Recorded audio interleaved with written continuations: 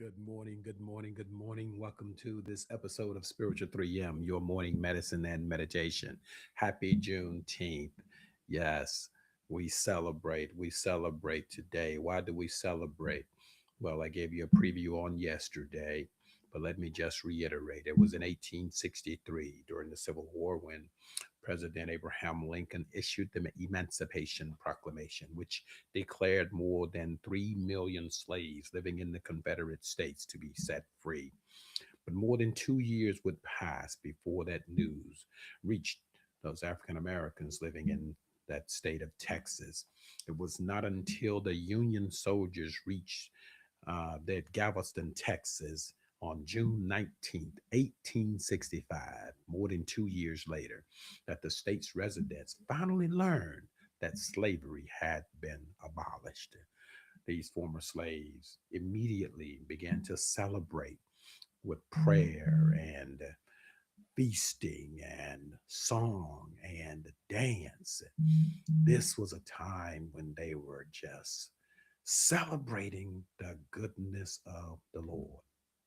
I'm reminded of Galatians chapter 6 and verse 9. Let us not grow weary in well doing, for in due season we will reap if we faint not.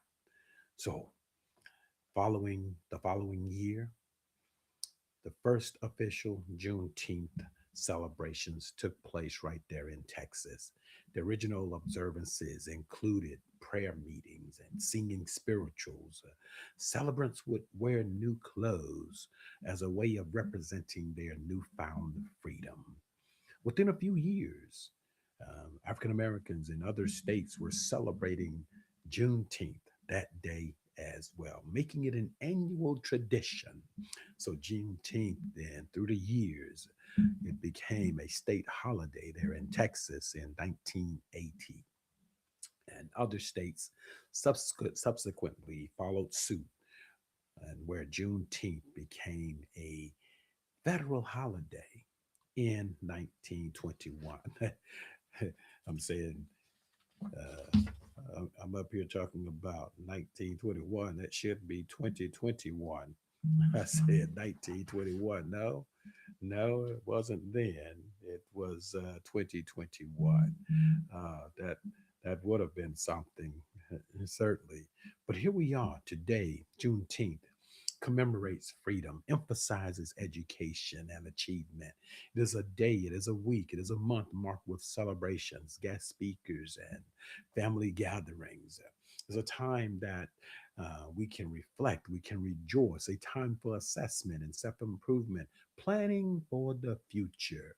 And its growing popularity signifies a level of maturity and dignity for such a time as this. I'll tell you what, on yesterday, I asked the question, what can I do to have a positive impact on society? What can you do to have a positive impact on society?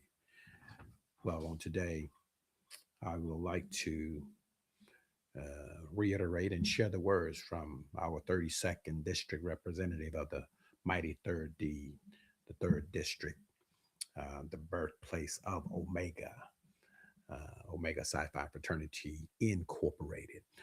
The words of DR Branch, District Representative Craig Branch. He says, here we are now, 161 years later. We stand on their shoulders. We reflect, we give honor to the many bridge builders who stood in the gap to move our communities forward. Their sacrifices helped pave the way for generations of African Americans to lead, to serve, to educate, to innovate, and break barriers across every sector of society.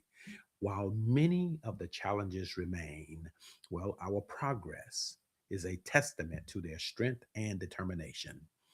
District Representative Branch goes on to say, as we honor their legacy, let us recommit ourselves to education, service, unity, and the call to action. As Omega men, D.R. Branch tells us to continue. Let us continue to lead with integrity, uplift our communities, mentor our youth, and create opportunities for future generations. So, as we celebrate today, let us reflect and let us remember we are all, we're stronger together. Behold, how good and how pleasant it is for brethren to dwell together in unity. And let us not grow weary in well doing, for in due season we will reap if we faint not. God bless you, and may heaven smile upon you. And until we connect again, may the Lord let his face and make his face shine upon you and be gracious unto you. The Lord lift up his countenance upon you and give you peace. What kind of peace? The peace of God that surpasses all human understanding to guard your hearts and keep your mind through Christ Jesus. Until next time, blessings and